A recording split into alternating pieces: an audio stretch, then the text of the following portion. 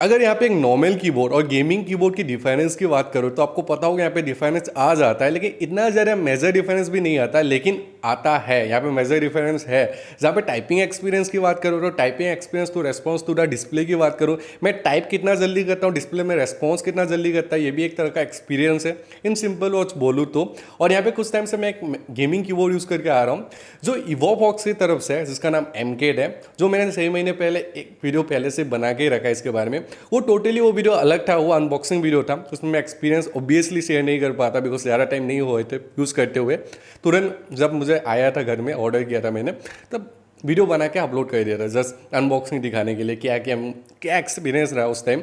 And अभी totally मैं बता सकता हूँ इस कीबोर्ड के साथ एक्सपीरियंस मेरा कैसा गया इन 6 मंथ्स। और आप सभी को ये भी बताऊंगा ये क्यों लेना चाहिए, क्यों लेना नहीं चाहिए। लेना नहीं चाहिए तो मैं इस वीडियो में टोटली अभी बता ही रहता हूँ। ये कीबोर्ड टोटली वॉट ठीक रहा मेरे लिए। यहाँ पे ये जो बात है लोग वीडियो के लास्ट में बताते हैं, लेकिन मैं पहले बता रहा हूँ थोड़ा सा एक्साइटमेंट क्रिएट करने के लिए, लेकिन मुझे नहीं लगता कि एक्साइटमेंट क्रिएट होगा अभी। फिलहाल तो एक चीज़ बताना चाहता हूँ, यहाँ पे अगर आप एक गेमर हो, ये वीडियो देख रहे हो कीबोर्ड लेने के लिए ये वाला, तो ये टोटली ये वीडियो वॉट होने वाला है आप लोगों के लिए। एंड चलिए let's get start with the video. इस वीडियो में आगे बढ़ते हैं।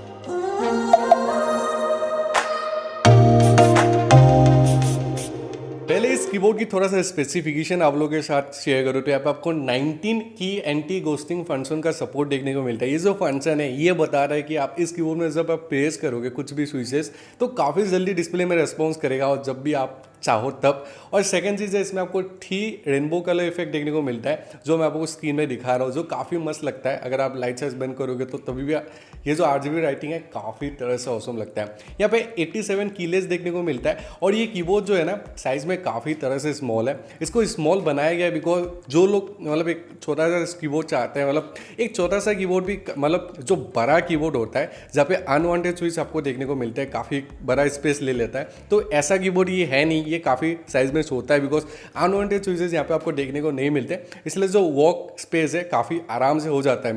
मेरे लिए काफ़ी बेनिफिशियल है बिकॉज मुझे इतना बड़ा कीबोर्ड ऐसे भी नहीं चाहिए। ये छोटा कीबोर्ड है, इसमें इसको काफ़ी इजीली कैरी भी किया जा सकता है एंड काफ़ी इजीली वर्क कर सकते हैं इसमें। एज यूजुअली मेरे लिए तो ये परफेक्ट है। जिनको काफ़ी छोटा कीबोर्ड चाहिए होता है साइजेस में, अनवांटेड स्विचेस उनको नहीं चाहिए, तो ये कीबोर्ड उन लोगों के लिए भी काफ़ी ज़्यादा बेटर हो सकता है। यहाँ पे ये USB वाइड कीबोर्ड है, तो यहाँ पे USB की मैं लॉन्ग साइज़ की बात करते हुए 1.5 मीटर प्लस का लॉन्ग साइज़ मिल जाता है, जो सफिशियंट है। आप यहाँ पे भी कीबोर्ड को कहाँ पे तो नहीं रखोगे ना, पीसी के पास ही रखोगे ना, लैपटॉप पीसी के पास, तो ऑब्वियसली 1.5 मीटर इज सफिशियंट।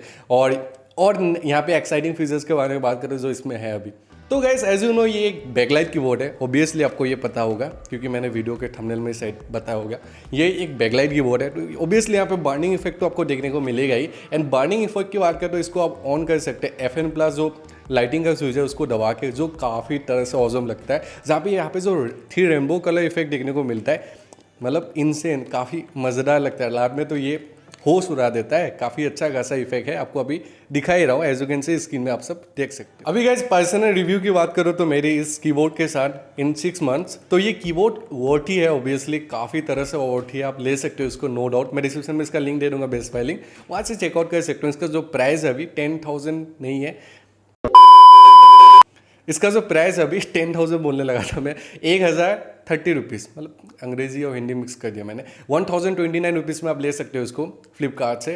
अभी ये 900 रुपये में मिल जाता है, 899 में ही मैंने बाई किया था इसको। तो डिस्काउंट में अगर आपको चाहिए तो थोड़ा सा वेट कीजिए, सेल्स में ये 899 में आ जाता है, जो ऑब्वियसली काफ़ी अच्छा खासा प्राइस है इस प्राइस सेगमेंट में ये कीबोर्ड। और पहले जो मुझे ये लगता था कि ये गेमिंग मैकेनिकल कीबोर्ड है, लेकिन ये मैकेनिकल कीबोर्ड है नहीं। ऑब्वियसली ये फील देता है, लेकिन ये एक गेमिंग कीबोर्ड ही है जो बजट रेंज में आता है, लेकिन काफ़ी ऑसम एक्सपीरियंस है।